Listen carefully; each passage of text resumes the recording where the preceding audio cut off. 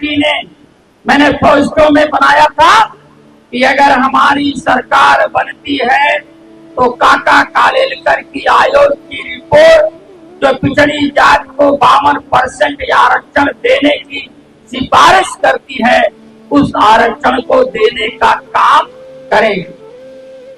चुनाव हुआ 77 में, जनता पार्टी की सरकार बन गई, श्री मोरारजी देसाई जी प्रधानमंत्री बन गए। पिछड़ी जात के सांसदों ने प्रधानमंत्री से रिक्वेस्ट किया कि मंडल काका कालेलकर की आयोग की रिपोर्ट को लागू किया जाए, किंतु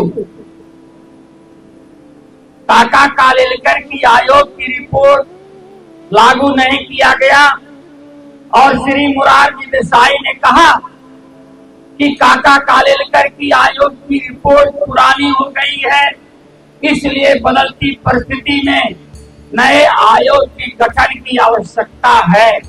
और यह कहते हुए उन्होंने बिहार से पूर्व मुख्यमंत्री, मधेपुरा से तत्कालीन सांसद श्री विंदेश्वरी प्रसाद मंडल की अध्यक्षता में द्वितीय पिछड़ा वर्ग आयोग का गठन कर दिया और उन्होंने सन 80 में रिपोर्ट दिया।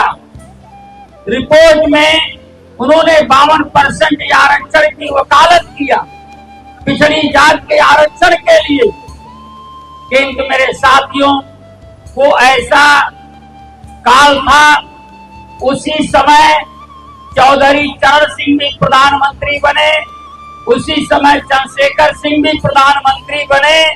ये किसान नेता कहे जाने वाले लोगों ने भी मंडल कमीशन की रिपोर्ट को लागू नहीं किया। 14 अप्रैल 84 को बहुजन समाज पार्टी बनती है। मानवर कांशीराम साहब ने, आदरणीय बहन कुमारी मायावती जी ने एक नारा दिया और कहा मंडल कमीशन लागू करो वरना कुर्सी खाली करो।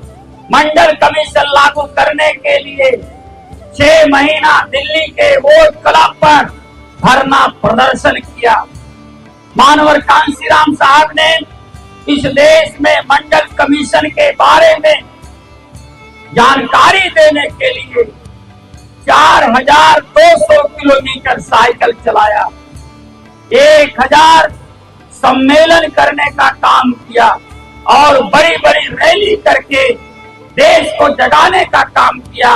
मंडल के समर्थन में माहौल खड़ा कर दिया और सन 89 में बहुजन समाज पार्टी किसी से कोई गठबंधन नहीं किया, अकेले अपने दम पर चुनाव लड़ी तो विधानसभा में उत्तर प्रदेश में 13 विधायक जीत गए और 3 सांसद जीत गए।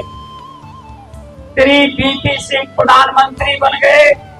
श्री बीपी सिंह ने आदरणीय बहन जी से कहा कि आप सभी दल के लोग, कांग्रेस के अलावा सभी दल के लोग हमें समर्थन दे रहे हैं, आप भी समर्थन दीजिए और आपको भी हम मंत्री बना सकते हैं।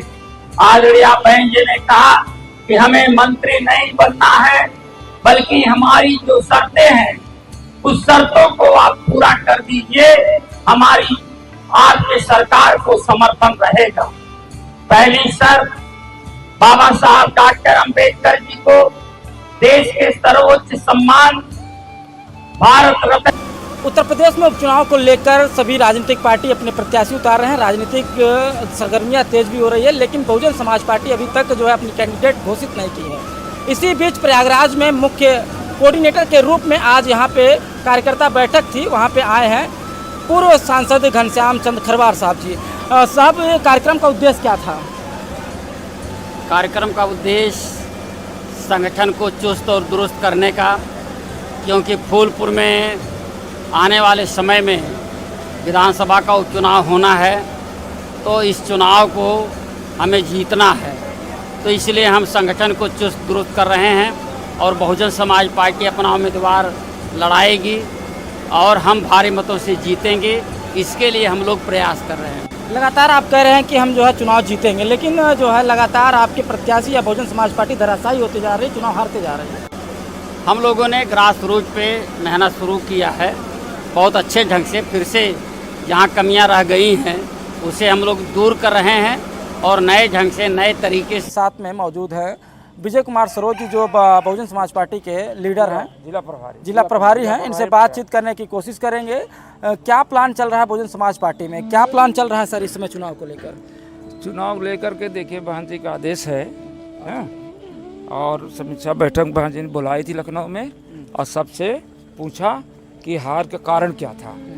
तो उसमें एक कारण ये भी आया था माननीय आकाश आनंद जी का, तो उनको फिर से उनके पद के वापसी कर दिया, नेशनल कोऑर्डिनेटर हो गए, उत्तराधिकारी बहन जी हो गए। उसके बाद बहन जी हम लोग निर्देश दिए हैं कि अब जो है आप लोग पूरे जो है विधानसभा में आप जो है सेक्टर वाइज जो है सभी पदाधिकारी जा कर के सेक्टर बूथ की वहाँ गठन करावें। इस समय हम लोग उसी पे कार्य चल रहा है और इस गठन के बाद हम लोग कैडर कैंप करेंगे।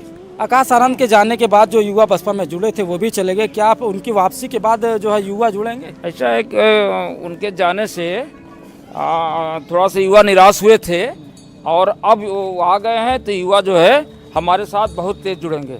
और सभी की यही पूरे विधानसभा में जहाँ जहाँ हम लोग कैडर कैंप करने जाते हैं तो लोग चर्चा करते हैं कि बहन जी उनको जो है वापस करें, और तो वो उनकी इच्छा सबकी पूरी होगी। सब बहुत उत्साहित हैं और नवयुवक तो विशेषकर उत्साहित है इस समय।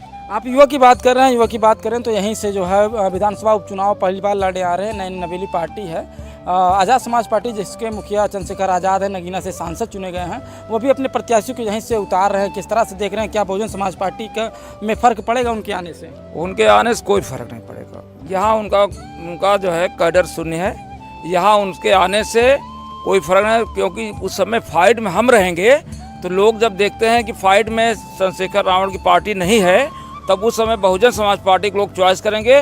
जो हमारी विचारधारा के लोग हैं वो उनको वोट नहीं देंगे, क्योंकि उनका यहाँ पर कोई अस्तित्व नहीं है। बहुजन समाज के युवा कहते हैं कि चंद्रशेखर आज़ाद हर जगह जाते हैं, ना यहाँ पे लोकसभा चुनाव हुआ, ना यहाँ पे आकाश आनंद आए, ना बहन जी आए, इसलिए जो है चंद्रशेखर को वोट देंगे आपकी बात? नहीं, लोगों को कहना गलत है। बहन जी एक संयुक्त रैली की थी और सुराव में, और एक मीटिंग की थे। सुराव में कब हुआ था? सुराव में 9 तारीख हुआ था। उसमें 9 नहीं, वो तो वहाँ हुआ था, प्रतापगढ़ में हुआ था ना? प्रतापगढ़ नहीं हुआ था, महुआमा में हुआ था। हाँ, महुआमा में हमारी बहन जी आई थी और महुआमा में मीटिंग की थी। उसके बाद फिर फतेहपुर मीटिंग की थी। ऐसा नहीं, बहन जी जो है आकाश का भी मीटिंग हुई थी वहाँ पर कौशाम्बी में। अभी जीतने के लिए क्या बसपा के पास क्या प्लान है? देखिए, बसपा का जीतने के लिए हम लोग उनको बता रहे हैं कि ये जो है छलावा पार्टी है बीजेपी, और बीजेपी जो है आपके अधिकारों को सब खत्म कर रही है। और 5 किलो 10 किलो आप चक्कर में मत पड़िए। महंगाई चरम पे है, महंगाई इस समय चरम पे है, और लोग दाल नहीं खा पा रहे हैं। इतनी महंगाई है कि टमाटर नहीं खा पा रहे हैं, प्याज नहीं खा पा रहे हैं। और जो है वित्त मंत्री